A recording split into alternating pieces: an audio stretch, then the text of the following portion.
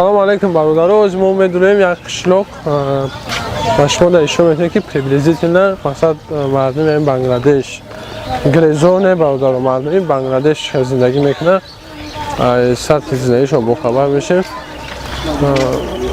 مایده میدونیم خدا خواهیم یک کوچکی در سنتر شهر در شهر کوکس بازار سنتر شهر از میدونیم ایشون میتونیم در بوله اگه که نیست در دورین شهریم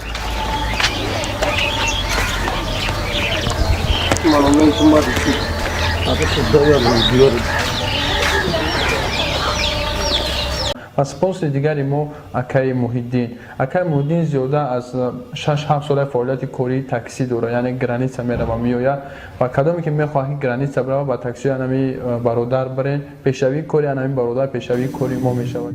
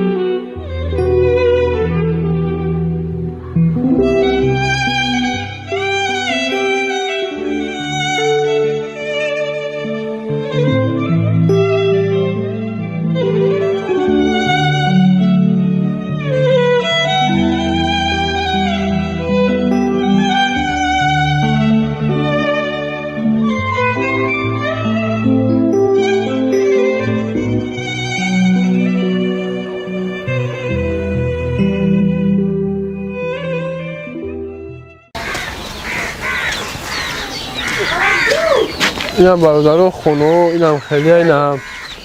یکم چینده دارن این در سنتر شهر در درون شهر خونه یا آتو رو جسنا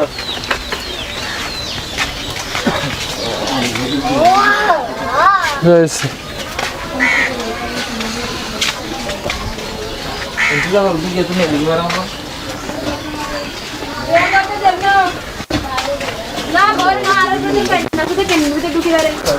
همین هر یک اودام ده با فیلم که 2 سوتیق یا 1 سوتیقه 1 سوتیق هم نیست و نیم جوش همین 3 بچه رو هم خیلی 2 دقیقه میدونه دروازه خونه مقصد مردم هم خیلی زندگی کرده سه از ما خوش رو دیتال نمیگردیم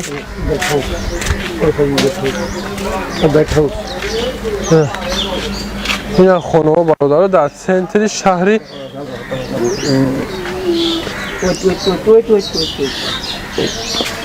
سلام علیکم خلاصه اینجا اودام خواه این خونه پرمیشن mana ini on ayan sampai jadi onnya tayan tuh kena deh ayo look ya ya to see no see good orang dukili saya very good no good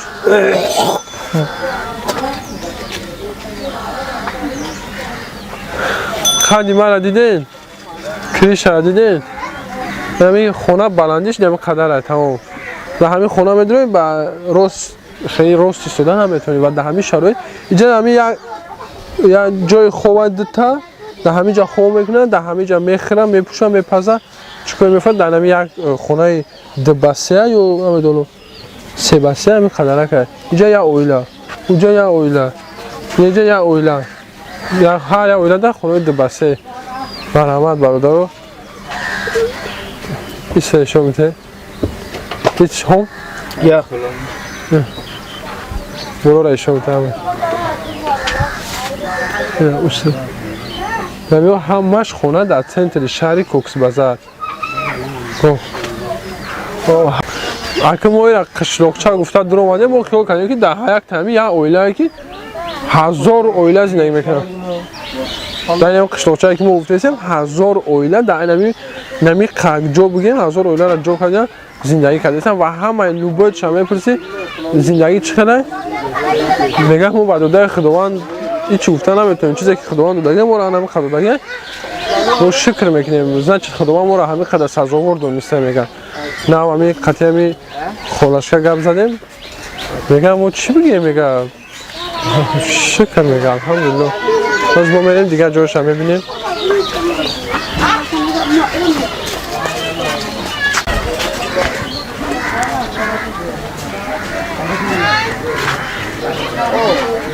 kitchen kitchen okay اینا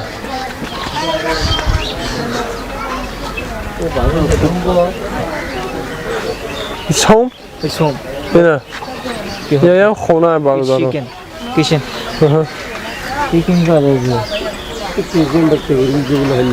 برادر روز دیگه اینجا اساسا بگیریم ما در آمدن ممکن نیست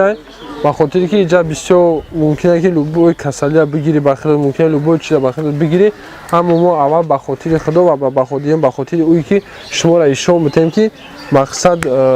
مردم چه زندگی کرده است ما همین کار ریسک کرده استیم به حیات خودمون الحمدلله خیر خداوند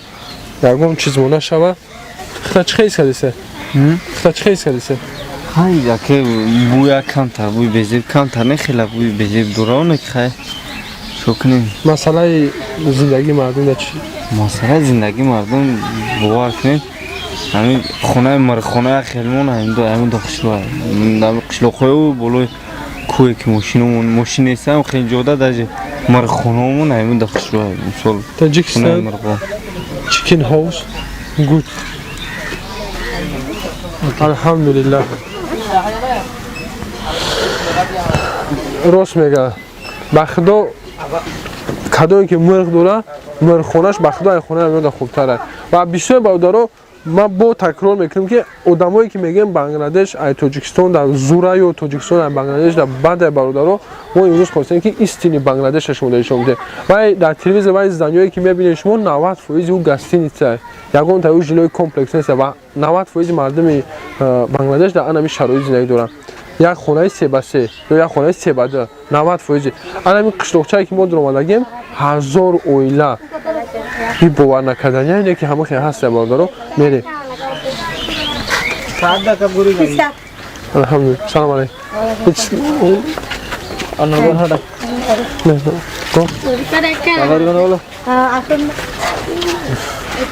نه ما میدونیم با اینه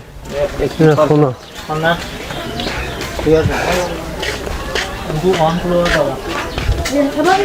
این خونه مکسیموم باشه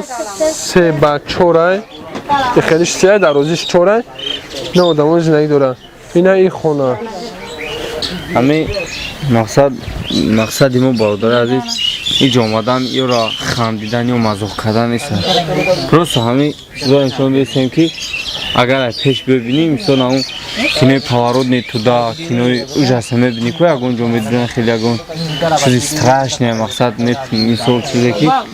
کینو را obraz داگه اینجا میاد ریال نشون میبینی ده حیات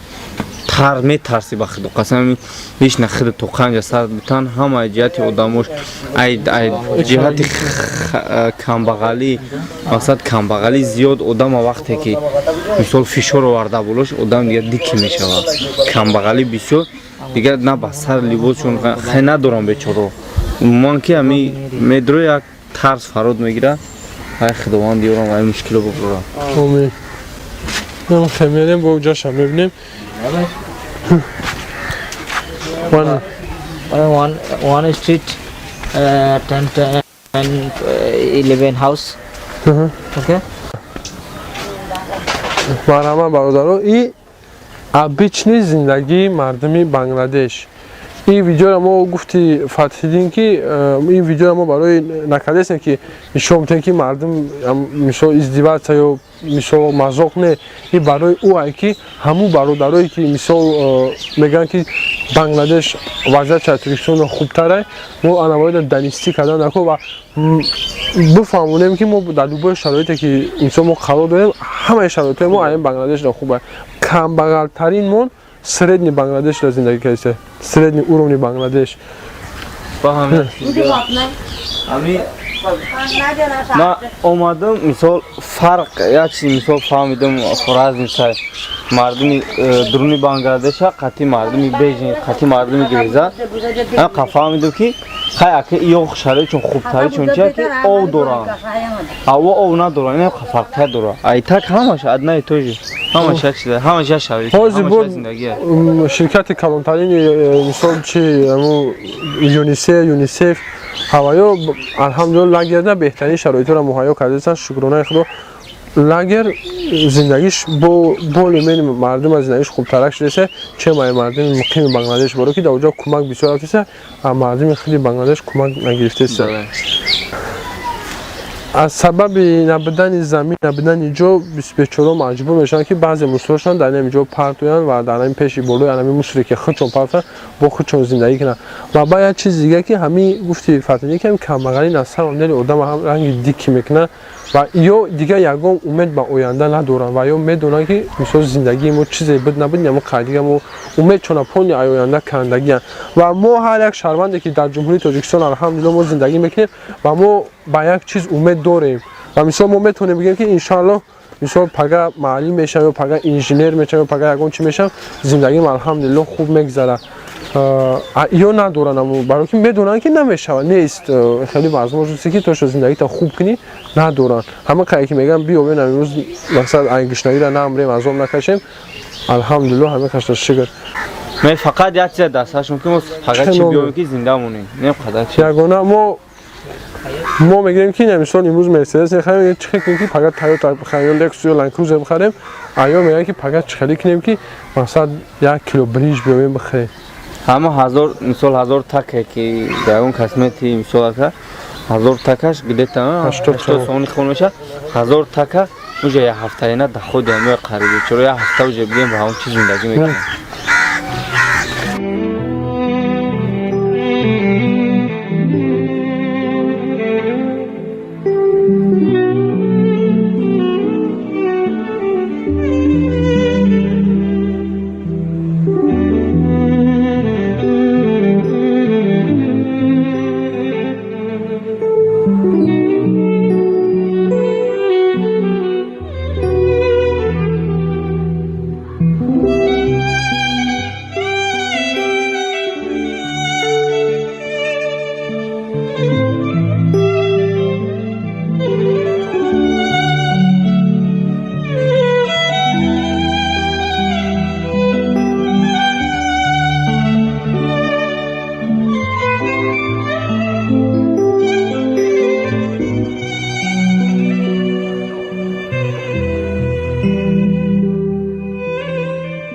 برادران این کوچه برو اومدیم با یک کوچه دیگه اومدیم ویدیو کردن. این کوخونیه مثلا این چیزی که شما دیدید کوخونیه و ای دورتره کم خوشم تو کوخونیه و اینا جای امخاطر کنیشون هم خیلی برادران این کوخونی هم خیلی شرایط داره و میریم اوسش این با دیگه کوچه در جا آدم کمتره که زندگیشون رو ما میبینیم چه خیلیه.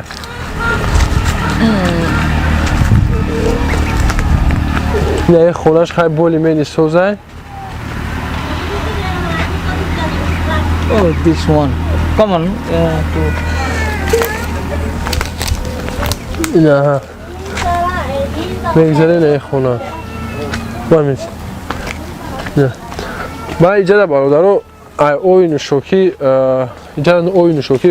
پرکتیسکی نیسته و اینجا دلای بحره اوی بحر شوره و پچتی در تمام امی بنگلادش فقط اوی کچاکا از سبب امی در اینجا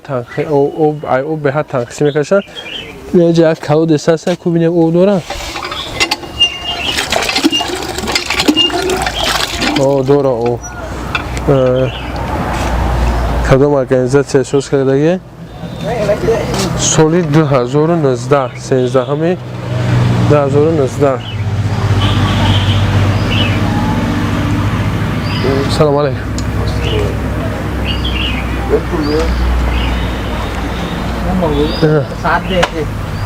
نه مردم در این همیشه شرایط زندگی دارن شکر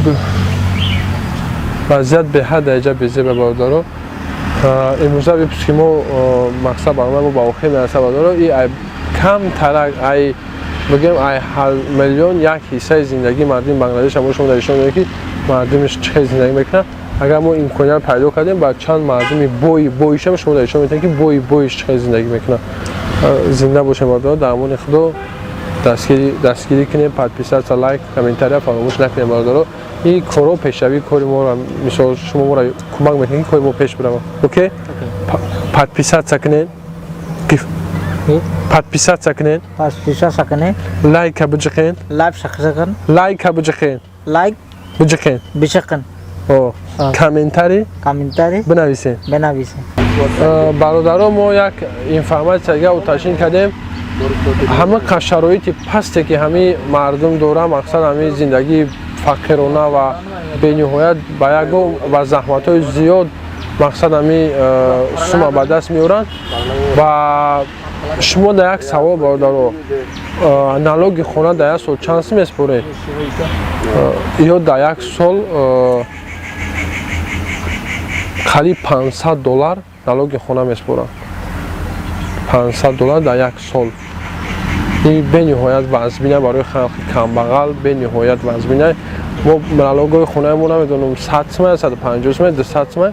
در یک سال $500 نالوگ میسپرن با ای همه که زمینی ما در که میبرن دولت داده یگام نمود شرایط نداره نه او داره نه سوئد نه گاز نه هیچی نالوگش $500 که السلام علیکم